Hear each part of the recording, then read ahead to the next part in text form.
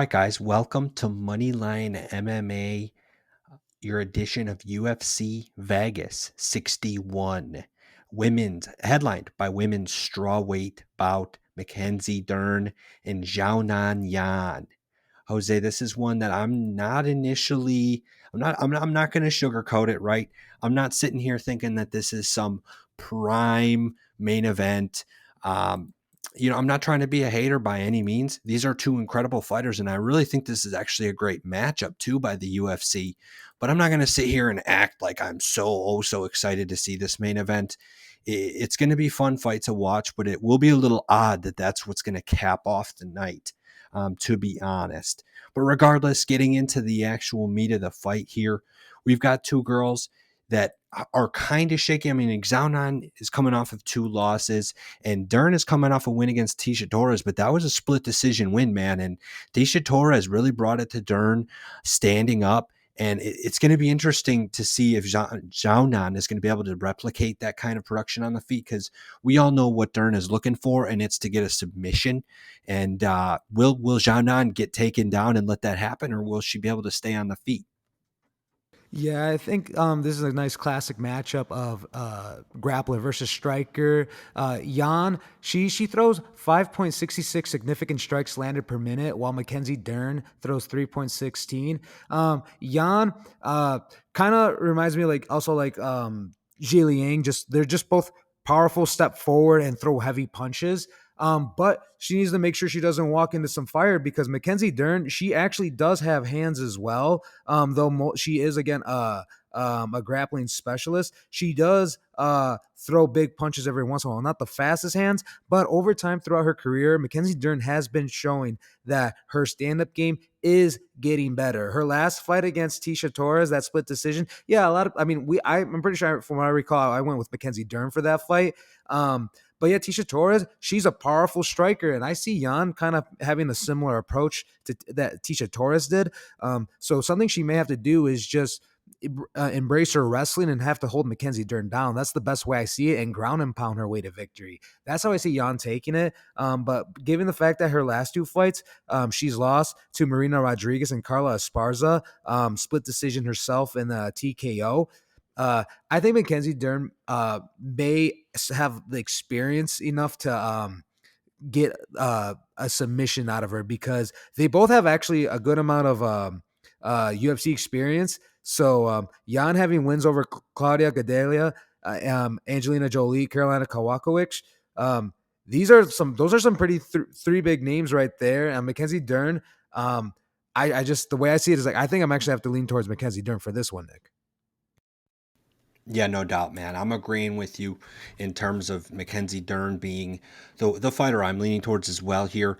One fascinating note I thought I found out about, her process coming up to this fight is that she's now coached by Jason Perillo, or she's at least under his umbrella, who's a really well-known boxing coach who has coached for Bisping, Chris Cyborg, RDA, a few other pretty big names in the UFC. He coaches your boy Cheeto Vera too. Yeah, that's actually a great point. I do love me some Cheeto Vera. So to be honest, that's a big difference for me. I think that shows that Dern is really trying to get better at the striking game. She recognizes her strengths and weaknesses, and the fact that, especially kind of in women's MMA, you need to be able to strike to get to the top echelon. I mean, she's great at her jiu-jitsu and her MMA stuff on the ground, but it's going to need to be a more well-rounded game for Dern if she wants to go the distance and continue to be headlining cards for the UFC. So that's encouraging for me. I didn't mention earlier that our betting odds here is Dern minus 225 and Xiaonan is a plus 172 underdog. I think that's pretty decent money for Dern at this point. I'm willing to take that bet. So likely you will see that on the parlay as well. But individually, I'm happy to bet on Dern for this fight. Yeah, I would bet on Dern too. And I just, by looking at the money line though, I'm surprised it's not closer, just given the fact that they really both are specialists in what they do. Has 7 KOs slash TKOs on her record, while Dern has 7 submissions on her record. Obviously both by victory. And matchup wise, like height and reach advantage, they're pretty much identical. Jan's actually taller by 1 inch. She's 5'5", while Dern is 5'4", and they both there's no reach advantage at all. They both have a 63-inch reach. So that being said, yeah, it's just gonna be whoever imposes their will. I wonder if the money line will get closer as the week goes on. Jan, depending on how she looks as well, shredded, and maybe some footage of her hitting mitts will make me kind of rethink some stuff. But I'm going with the favorite right now, and Mackenzie Dern. But yeah, like it's not like for me, it's not really like the most confident. Like I'm like she's because again, it's fighting, so there's always a fighter's chance. But I do think Mackenzie Dern because will impose her grappling supremacy, I guess, and try to win by decision. So if I were to bet on it, I would also actually go Mackenzie Dern by a submission. Interesting. Yeah. And I don't think this is going to be the first fight of the card where I feel like Dern would be smart to try and get into that grappling situation early in the fight and kind of tire out Xiaonan. It's only a 3-round fight, so it's not like she's going to be dead in the first, second round or whatever. But I think that will at least take a little bit of the sting off of some of her punches. And Dern's never been knocked out anyway, so I guess it's not something that Dern should be super concerned about. But obviously, that's Xiaonan's strength, and I think that's what she's going to need to do to win this fight. So I would definitely, if I was Dern, be aggressive at the beginning and just go all out. Obviously, it comes with the toll if you can't get a big advantage and win round one pretty significantly, or just pull Hamzat and just rush the guy and get a submission right away, which is unfortunate to see as a Kevin Holland fan. But regardless, I'm going to go with Dern on this one, Jose. Awesome, Nick. Yeah, just saying, yeah, mentioning that Dern never has got knocked out before does actually now make me feel a bit better for sure. And moving on to the next fight, we are co-main event of the night. It's a welterweight bout between Francisco Trinaldo versus Randy Brown. Right now, Francisco Trinaldo is the betting underdog at plus 230, while Randy Brown is the betting favorite at minus 310. This is an exciting one in terms of just it's a vet. These guys have been in the UFC for a bit. Trinaldo, I'm surprised he actually doesn't even have more fights on his record, but yeah, he's been at it for a bit. He's sporting a 28 record, while Randy Brown is 5-14, 5-15-4. I'm so sorry about that. 15-4. Looking at it from right now, though, Randy Brown, he's coming off a 3-fight win streak that includes wins over Alex Oliveira, Jordan Gooden, and Kalen Williams. While Francisco Trinaldo, he himself right now is coming off a 2-fight winning streak, having both a unanimous decision and a split decision win over Danny Roberts and Dwight Grant, both in 2022, this year and last year. This one, I don't know, man. The way I'm seeing it is Francisco, he's 44, and he does have good experience, but Randy Brown is 32. I don't know. You definitely have a young guy going against the old guy, but I'm definitely leaning towards the younger guy in Randy Brown for this one, Nick. Yeah, and even by saying younger isn't even to say that he's, some underage guy. He's got a good amount of experience. You mentioned his 15-4 record, and I believe he's 32 years old, which is really a prime spot for UFC fighters and fighters in general, because you've seen a lot. In all likelihood, most fighters at least have seen a lot. They've seen close to the best that they're going to see at that point in their career. So they're able to hone in on their craft and just be about as good as they could possibly be. So Randy Brown is really intriguing just for that aspect to me as well. I think when I first looked at this, I was like, man, this is kind of a bone that they're tossing Randy Brown. Trinaldo's kind of old, but I have to admit, Trinaldo has held his own, man. He's done really well. At least earlier this year, he fought just a couple months ago in May, and he was on that UFC 274 card with Oliveira and Gaethje, and he won that unanimous decision.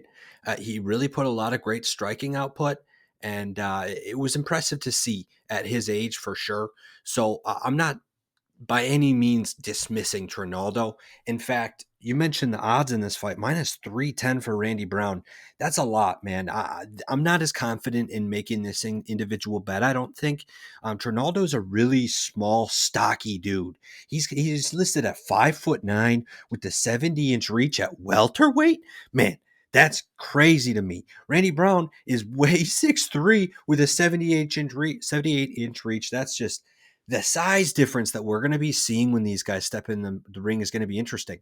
And I'm curious to see how Trinaldo will deal with it. But being experienced as he has, I'm convinced he'll be able to handle it somehow. And if he gets on top of Randy Brown, man, he's a tough guy to buck off. Yeah, no, without a doubt. I mean, Randy Brown, yeah, looking at that 6'3", 8-inch reach advantage, holy cow. And I mean, I get what you're saying, Francisco Trinaldo being a vet and experienced. He can pull off a win, but to be honest, out of his 28 wins, only 9 of them come via a KO or TKO. So if he's going to pull this a win out, he's going to have to rally up those points and try to get the unanimous decision win. And the other hand, Randy Brown, out of his 15 wins, 6 of them come by KO/TKO. So he has a significantly less. He has he has 13 less wins than Francisco Trinaldo, but he also only has 3 less KO/TKO. So that, looking at that ratio right there, I mean, Randy Brown's kind of catching up. So that being said, like if I see it winning, I had definitely, a big guy like Randy Brown, and I wouldn't be surprised if he got a 7th knockout/TKO on his record, because I just don't know how Francisco Trinaldo is going to close the gap and knock Randy Brown out. Just that size advantage and that age gap for me is what's sticking out. And because with that age gap, I'm expecting to see some youth come into play. Even though, yeah, he's 32, but like you mentioned, he's in a prime spot right now for MMA with his age. So a guy like him being explosive and athletic and just utilizing their reach could be a big problem for Francisco Trinaldo.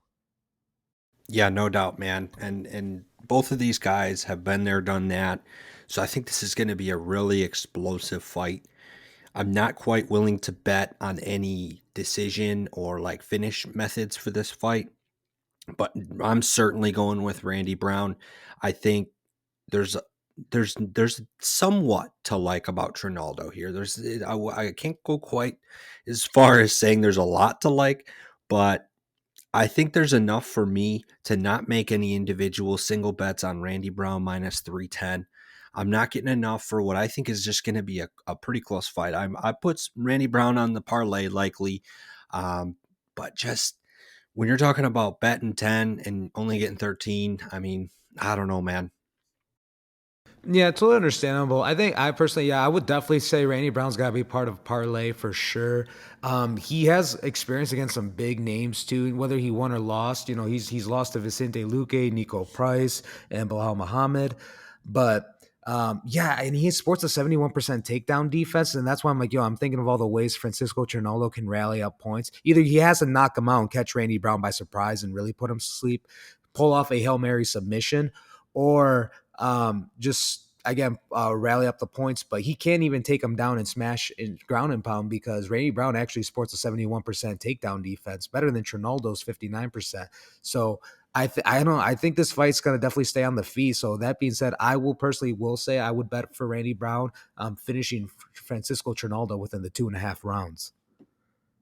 All right. Well, sounds like we both agree on Randy Brown. Coming into the third fight of the night, we've got an interesting bantamweight bout between Raoni Barcelos and Trevin Jones. Jose, this is going to be fascinating to see. Raoni is the favorite at minus 245. Trevin Jones, the plus 186 underdog. Both of these guys coming off of a couple losses here. And I would definitely say fighting to continue their careers at the UFC. Trevin Jones specifically 1-3 with the promotion, with his only win being a TKO in the second round against Mario Bautista. And since he's gotten beat a couple times, including earlier this year in March. So it'll be, man, I'm struggling to see why this is the third fight We'll discuss later some of the other fights on this card. Not that these guys aren't good fighters or anything, but we're talking the third final fight of the night. I really feel like it doesn't make a whole lot of sense for these guys to even be on the main card, just given their history at the promotion. But I will say Raoni does have a win over Said Nurmagomedov, which I think that's a pretty impressive win to have on your record. This is back in 2019, though. I feel like at this point, these guys are nowhere near the same fighters as they would have been back then. And Raoni is also coming off a couple losses. So, Jose, I'm fascinated to see what you think about these guys and the spot that they made on the main event here. Yeah, I agree with you. Especially like someone like Trevin Jones. I mean, I'm just looking at his record right now and 13-8, and I'm like, yo, why do they have other dudes like on the prelims and early prelim, even early? I'll go as far as say early prelims, but I don't want to trash on him too much like that. But yeah, like that being said, when I look at this, Barcelos, dude, he only got sporting 3 losses on his record, and yeah, both guys are coming off back-to-back losses, but the half of his wins for Barcelos, half of his wins are finished via KO slash TKO, while Trevin Giles, he's not much of a finisher. Majority of his wins are actually by decision. He only has 3 by KO and 4 by submission, and he himself, he comes on the bad, like on the wrong receiving end by having 6 decision losses on his record as well. While again, Barcelos only 3 losses, 1 by submission and 2 by decision. Barcelos is older, only by 3 years, so not much, and their experience. Not much difference there too. Both have not really fought that many big guys, just except for Nurmagomedov, like you've mentioned earlier. But other than that, a lot of the guys that they fought are just really, I hate to say it, not the biggest names. And I don't want to say nobodies, but just not someone that's going to really make them stand out where enough where I'm like, yo, you should be on the fucking main card. But that being said, yeah, I mean, Trevin Giles does have a 3-inch reach advantage, and I just don't know. I mean, his significant strikes, he throws 2.9 significant strikes landed per minute. I don't even know if like that slight 3-inch reach advantage is going to do him any justice against Barcelos, who throws a 5.98 significant strikes landed per minute. And again, he's a finisher. So, and his takedown defense for Barcelos is 92%. So I don't know if this fight's going to be on the floor either. I'd be surprised if it is. Both guys aren't really much of grapplers. They have submission wins, but that's not really their strongest suit. So I think this fight's gonna probably be all 3 rounds, and I would have to go with Barcelos taking the victory. Yeah, for sure. This is honestly hard for me to be too confident in either way. Obviously, especially because these are guys that I had to look into. I didn't know too much about these guys coming into looking into this card and getting ready for our show. So I'm still not really confident either way, but I'm still going to go with Trevin Jones. I think he's got, I mean, they both, like you said, they have both of their grappling abilities too. So I don't think it's necessarily going to go on the ground, but it could. I'm just going to kind of reach out there. This is not a bet I'm actually making, but just as far as picks go, man, I'm going to go Trevin Jones by knockout. I think there's going to be a lot of pressure for both of these guys to perform, and they're both going to want to continue to push forward. And it's going to be, for the lack of a better term, kind of a big dick contest in the end of it, and who can be the better man. And I think Trevin Jones will win that. All right. Well, that then brings us to our next fight of the night. It is a featherweight bout between Sodiq Yusuff versus Don Shainis. Right now, Sodiq is the betting Sodiq Yusuff is the betting favorite at minus right now. FanDuel has him as a huge betting favorite at minus 1100, while Don Shainis is the betting underdog at plus 600. Nick, looking into this, Sadiq Yusuff, he's 12-2. He's coming off a win against Alex Aceras earlier this year in March 12th of 2022. Before that, he had a loss to Arnold Allen. While Don Shainis, he's actually riding a 5-fight win streak, yet he is coming into this one as the betting underdog. I don't know. I'm kind of scratching my head at that, Nick. Yeah, I hear you, man. I think a lot of it is because this is his debut in the UFC. You know what I'm saying? He's kind of being thrown to the theoretical wolves in my perspective. I mean, this line opened somewhere around minus 800, minus 750, which just even alone for it a line to open up like that is just insane, man. And it kept getting pumped and pumped. As to you mentioned, now it's 1100, dude. That's just one of the biggest favors, biggest favorites we're gonna see all year. I don't know, man. I get what you're saying about Shainis coming off multiple straight wins, and Cage Titans is respected. You know, they're not a pushover by any means. And he had a stint at Bellator in 2017 as well. So Don Shainis has seen some pretty darn good competition, and it is not to be overlooked. Which is why, I'm pretty much building up to the fact that I'm not really going to be betting Yusuff individually when you can't make any money back, man. That's just Yusuff is at best a parlay piece, and even then, man, like he's not going to be adding that much for the risk you kind of do incur because you just don't know enough about what Don Shainis could be in the limelight. I'm fascinated to see how his previous experience converts to the UFC. Yeah, I agree. I mean, I guess the scariest thing about him coming in is he is Ryan. His last three fights come via TKO in the first round. So maybe that's something what the UFC looked at that, made him worthy enough to fight Sodiq Yusuff on the main card. But yeah, I mean, virtually looking at everything about Sodiq Yusuff, it's no wonder why he's actually the betting favorite in terms like you mentioned, he does have way more UFC experience because Don Shainis is making his UFC debut. He's Sodiq Yusuff is just taller. He's 5'9", while Don Shainis is 5'6".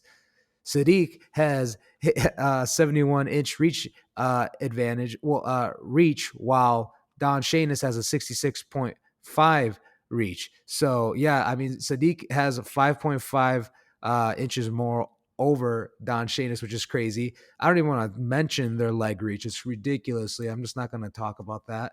And there's significant strikes like yeah, Sadiq throws 5.22 significant strikes landed per minute. So everything, like just looking at it is just crazy. Like he is like on paper, Sadiq Yusuff looks like he should be able to beat a bunch of dudes on the UFC rosters. So the fact that they're putting him up against someone who's making their UFC debut, yeah, I like you mentioned, it's too risky to want to probably bet on him individually, but definitely has to be part of your parlay.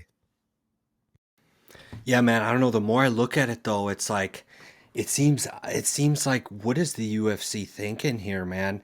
I think Sadiq Yusuff is bound to be a top 10 featherweight soon. Maybe not immediately, especially based on the competition he's gotten, but he needs to be fighting some better fighters ASAP.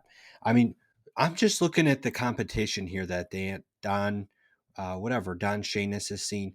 He's fought in some of the who is this Jay Ellis guy who's listed as 16 and 106? Excuse me. These are like the most softball.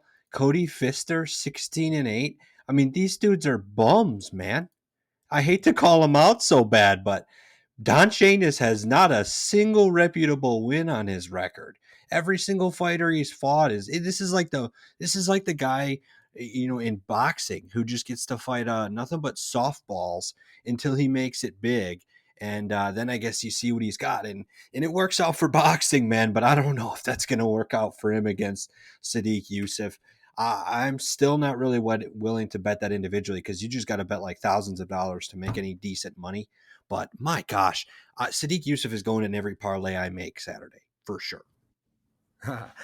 Yeah, yeah, no, I love to hear that. Yeah, that's pretty much I'm on the same boat with you, man. I will say Don Shainis, that win over Cody Fister. Cody Fister actually is a UFC and Bellator vet, but he doesn't have the best record, and he did lose his way out of the UFC. So I don't know exactly what much that says. I definitely think Sadiq Yusuff would beat Cody Fister any given day. So yeah, like you said, definitely have to have Sadiq Yusuff on your parlay. Yeah, man. Honestly, seems like it would have been a great move to get in on this fight before the line. Maybe at minus 800, I put a couple bets in there, but I guess if you're looking for almost free money. I hate to say it, but that just seems like one of the most. And typically with the UFC too, in the past, when you get those big favorites, I've personally had some nerves. Like, do I really want to bet on this big, huge favorite? Like it's 1v1, anything can happen. But I'd say in the UFC more often than not, it still does pay off when it's that big of odds. It's there's something that's very clear in the advantage of Sodiq Yusuff in this case. And coming in with your second to last fight, at least, well, I should say this: it's going to be the second fight of the card, but it'll be the second last fight we discuss. We're next discussing the bantamweight bout between John Casteneda and Daniel Santos. Sexy Mexi, that's just the weirdest nickname to me, is fighting Willie Cat, who is 0-1 in the UFC. Recently lost in April to Julio Arce by unanimous decision. So I think, going to the betting odds here, Castaneda is the minus 225 favorite, Santos the plus 172 underdog. And I think a lot of that obviously goes in play with the fact that he absolutely, 127 to 49 outstriked in his first UFC fight. He just did not look good at all, really. And it was a pretty easy unanimous decision for the judges there. The real question is, what can he have improved in the last 5 months? Because he is a young kid. I mean, he's born in 95. He's got a lot to improve on, and I think he's got a long career ahead of him. He's just not necessarily at the point where we discussed earlier, like Randy Brown and those guys who are 32 and have seen some of that high-end experience. Daniel Santos has not.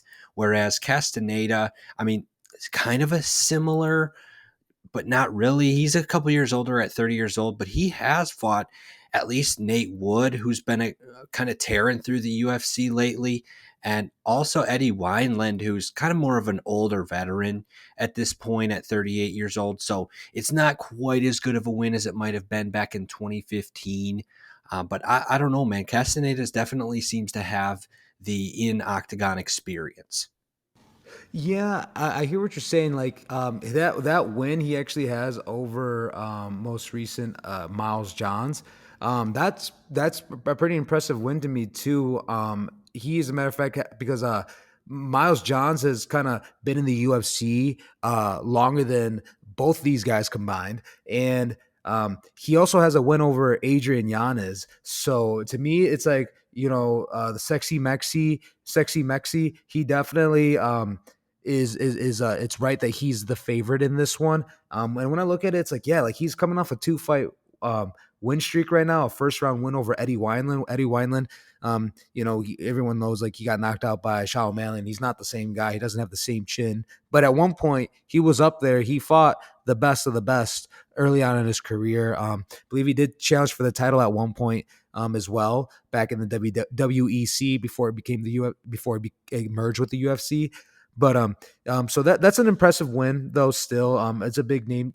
I think those are two names that look good for how early he is also in his own UFC career. And while Daniel Gustavo Santos, you mentioned he's a kid, he's a young kid, and he's coming off a loss on his UFC debut. That's gonna be tough, like he knows that he's coming in against like what I just mentioned. He knows he's going against a guy that's running off a 2-fight win streak and has beaten dudes that probably could beat Daniel Gustavo Santos as well, because both those guys have more experience in the UFC as well. But John, the experience, just 19-5, man, just 24 fights. He has double the amount of fights than Daniel Santos, and he throws more significant strikes landed per minute. It's no question that why he's the favorite. I would have to go with him, and I would say he has to be part of a parlay as well. Yeah, for sure. I think that's good input, man. Castaneda's definitely been on a tear. And even though he lost to Nate Wood 2 years ago, I'd still argue he's a different fighter now than he was then, because we'd be saying, at that point, we'd be saying the same thing about it, Castaneda, that we are about Santos now, in terms of him, kind of coming off of a tough loss and then also just not having the experience. So I'll definitely be looking to put Castaneda on the parlay, man. I think this is going to be a pretty juicy betting slate is the right word I'm looking for here, and a couple parlays that are going to be really high returns, man. Because we also, at least if I have one underdog so far, and we still have one more fight to discuss. So if we are topping a 5-leg parlay, 6-leg parlay, man, it's going to be some big money for sure. But it sounds like we both agree then to go with John Castaneda. Yes, sir. And then that leads us to the last fight we'll talk about, which is the first fight of the night. And it is a lightweight bout between the American Mike Davis versus the Russian Viacheslav Borschev. Right now, Mike Davis is the betting favorite at minus 200, while Borschev is the betting underdog at plus 154. Right now, the Russian is coming off a loss to Mark Dikasi at UFC back earlier this year in March, while Mike Davis, he is actually coming off a 2-fight winning streak over Thomas Gifford and Mason Jones. He actually has a third round knockout against Thomas Gifford, while and also having a unanimous decision win over Mason Jones.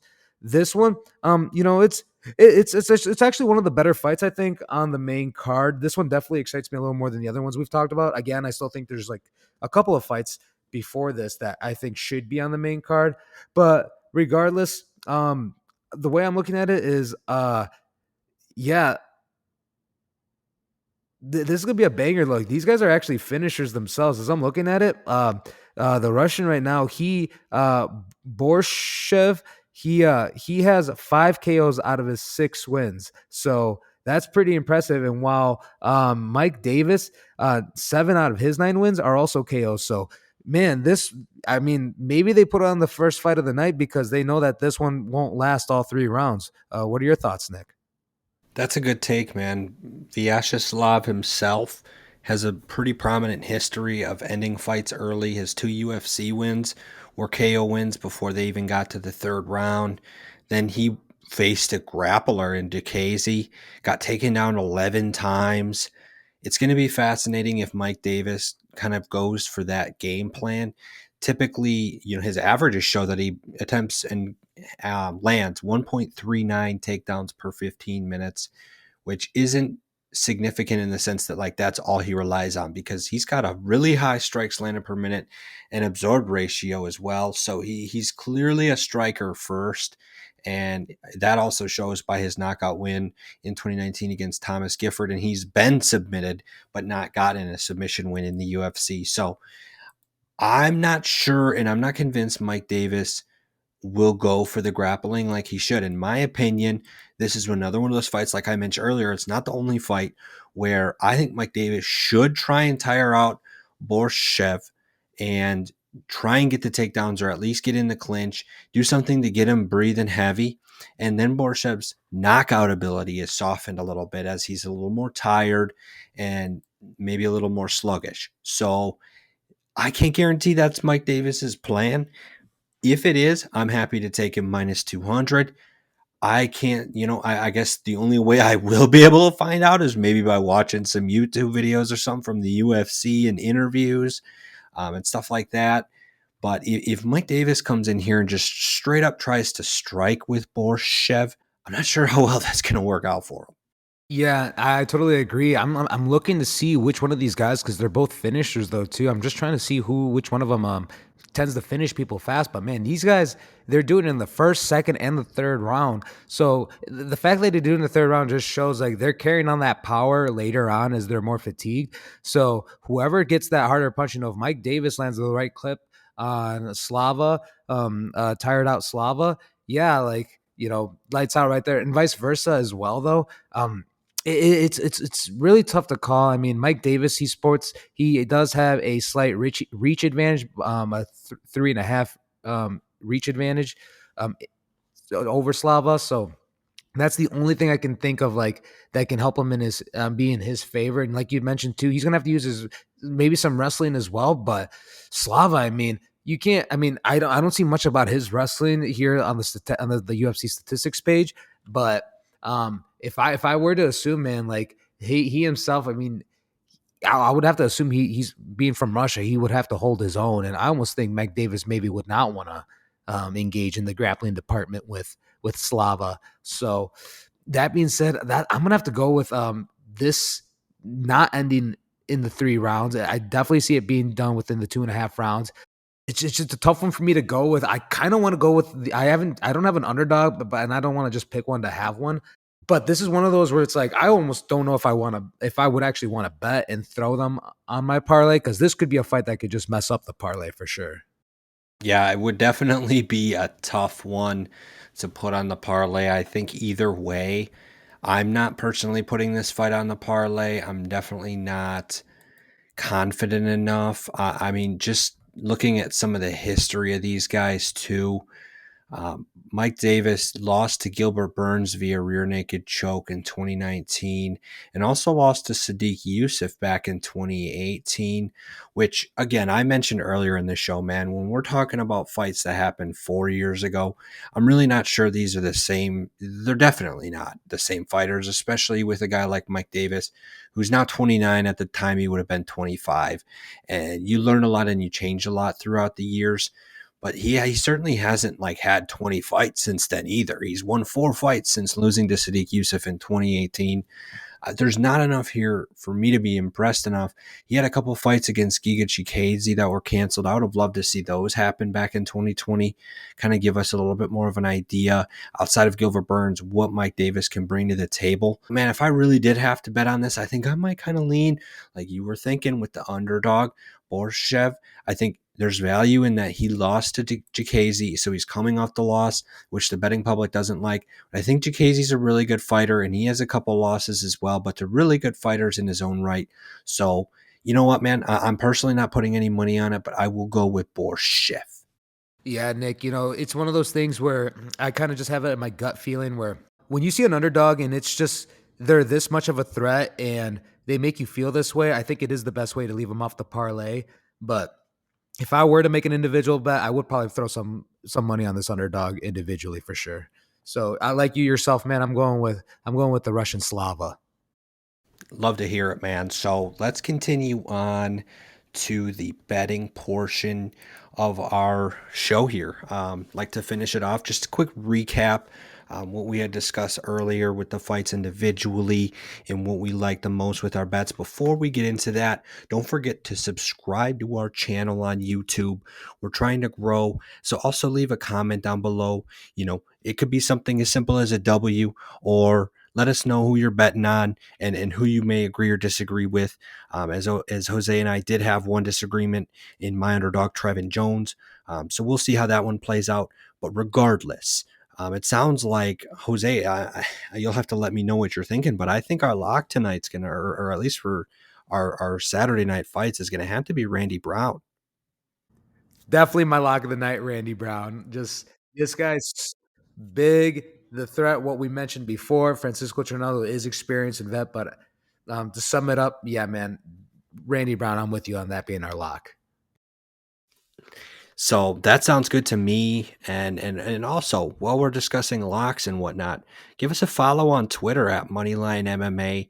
We post our weekly picks there on Saturday, a little just before the main event starts. Can't give it out too early, but regardless, that comes out every Saturday before the main event. So give us a follow there just so you can see what our final decisions are. Obviously, things happen. I mean, a few weeks ago, the entire UFC card was shuffled around with the top 3 fights. Every fighter was fighting a new guy. So our tweet that week had to be completely different from what the show was. But we move on and we persevere as much as we can with changes being expected. So that being said, my personal underdog of the week is going to be Trevin Jones. I can't say I'm completely sold on the guy, like I'm about to put my life savings on him by any means, but I think he has a good chance in his fight against Barcelos. Jose, who are you thinking for your underdog? My underdog, pretty much it'd have to be Slava. For the first fight of the night, beating out Mike Davis. And I'm just calling him by his nickname Slava, just because it's that much easier for me. But the only other one again, I was also looking at It is also a close one, even though she's the huge betting favorite. I did allude to it earlier, saying that I'm surprised the money line isn't closer. But for the main event, Mackenzie Dern and Jan, um, you know, if the money line changes, I can see some people definitely looking at that possibly in a dog of the week too. Just because Jan, like I said, she's a strong striker and anything can happen here. Mackenzie Dern has proven that she's getting better boxing and can keep up with them, but anything can happen, especially when you have a dominant striker versus a grappler. You know, Hail Mary submission or Hail Mary knockout. Expect one of them, but for sure, my underdog is going to be Slava. For sure. And that's even, that's a fight we even agree on, man. So I love that underdog. And I think that's also a fight, correct me if I'm wrong, I think it's a fight we discussed being under 3 rounds. We might have to go as far as to say one of the best bets of the week, Slava by knockout. I don't know. What do you think about that one? I mean, yeah, these guys are finishers, and I like I said, I think there's a reason why they put them on the opening fight of the night. I think it's just to start off with a big mang. So, yeah, I love it. I would definitely go with Slava with 2.5 rounds. All right, and then the last portion here, quick of my end of the betting here. I'd like to finish off with a great parlay, as we were discussing this whole show. Parlays is one of our favorites. It's a great way to combine some bets and make some big money, especially when we're talking about lines like Sodiq Yusuff, who, as we started recording this, has gone from minus 1100 to minus 1200 on FanDuel. As we speak, people are just betting money. Jose, they're listening to us. They see who Don Shainis has fought against and has say, you know what, I'm happy to bet my house on Sodiq Yusuff. And so are we. Obviously, I'm not betting my house on him, but I will be putting something down on the 3-leg parlay of Sodiq Yusuff plus Randy Brown plus Mackenzie Dern. Those are 3 of the favorites that we like the most. And that 3-leg is minus 103, which it's tough to see a 3-leg parlay not even get you plus odds. But in all fairness, I mean, the lowest favorite of all those is Mackenzie Dern's minus 245. So these are fighters that really should win. And I think that's a safe, nice bet to make with at least some returns for sure. But if you're looking to go and get a little bit more money, Jose and I both really liked Casteneda here. And we're going to add him into this 4th leg, and adding him in, he's also a favorite, so it's not going to increase it significantly necessarily, but it will be plus 189, an opportunity to get a lot more money there. But personally, I'm going to actually add one more in there, and that's the underdog. Jose and I both agreed on Slava. We think he's going to win by knockout. So add him into your parlay, 5 legs for plus 634 returns. We've had some parlays on this show that hit over 1,000, but in a lot of cases, that doesn't involve a guy that's favored minus 1,200. So this is almost in essence a 4-leg parlay with a little bit of salt on top. But that's all right with us. That'll be our parlay and betting portion of the week. And I do believe Jose's got a couple prelims he wants to discuss before we head out of here. Yeah, something we always look at, as Nick mentioned, the cards kind of shuffle every once in a while. So I just always like to look at what's in the prelims because I've had it in the past where I've called like, yo, that I knew that was going to move up, and I wish we would have at least said something. But some key matchups to look up on the prelims is Yair Latifi versus Alexei Olenek at heavyweight. This is going to be a fun, exciting one. To bring it down, I would actually go with Alexei Olenek. He is older, but these guys are both UFC vets. Yair Latifi, he has power. He has fought at heavyweight before. But I just think Alexei Olenek naturally just being 60, 16, and 1, and him being a strong submission grappler, also having hands himself, and just being a heavyweight, he's not going to be as easy to knock over like the light heavyweights are for Yair Latifi. So I would take Alexei Olenek, and he is the betting underdog actually at plus 144. So yeah, I mean that if he was on the main card, he probably would have been my dog of the week for sure. And then before that too is Jessica Penne versus Tabitha Ricci. Tabitha Ricci, she is coming off a win over Polyana Viana, and that she's the betting favorite at minus 225. Jessica Penne, she's a vet. She's been in it for a while. And she's the betting underdog at plus 172. I like Tabitha Ricci a lot, but Jessica Penne too. That's an underdog that I would put a lot of value behind, just given off her experience and how much older she is than Tabitha Ricci. Tabitha Ricci's still young and still has a long UFC career ahead of her. So these are just two underdogs on the prelims that I see some value in. So that's what I think on those, Nick. I love to hear it, man. I actually agree on Olenek. He's had multiple bouts now with Latifi canceled, and I'm pretty sure I remember discussing him on a previous recording before the fight was canceled, and he ended up on one of our shows. So, in that pick, I'm pretty sure I know I went with Olenek. I can't remember quite what you did, but yeah, I certainly still agree with that. Olenek, they're both old guys, so at this point, I'm not even going to sit here and discuss age. The only other fight I wanted to discuss myself was I think even earlier than all the fights that we've discussed so far. Christoph Jotko and Brandon Allen. I was very surprised. I don't know. Brandon Allen is young, right? He still has experience, but to get right before he becomes a big time fighter, I think. But man, these guys should at least be higher up on the prelims, in my opinion. Christoph Jotko just came off of a really nice, impressive win against Meerschaert, where he was able to really stifle his takedown attempts. And that's something that Brendan Allen kind of likes to do in fights that where he can. He beat Sam Alvey recently earlier this year by rear naked choke, and he won by decision back in June, just a few months ago. So he's been pretty active, but man, I'm definitely going with Jocko here. I think Jocko is by far the better striker, and he will keep this fight, on his feet if he chooses. So yeah, man, I just wanted to highlight that one because I feel like Jocko is a really safe bet at that spot, and we'll see what happens. But he is the minus 128 favorite, with Brendan Allen being plus 100. So I just think that's wonderful money to get for Jocko right now, until he fights some higher end competition. Yeah, I love it. Yeah, that's definitely another fight for sure that is worthy of being on the main card, and I'm surprised it's not. So again, I'm glad we brought these to the light, because who knows, maybe we may see them on the main card come the end of the week. All right, and that about wraps it up for Moneyline MMA coverage of UFC Vegas 61. Keep an eye out for our video next week. We've got a pretty crazy UFC pay-per-view card coming up later in October. But until then, don't forget to leave a comment down below, like our video, and follow us on Twitter. Have a good week, guys.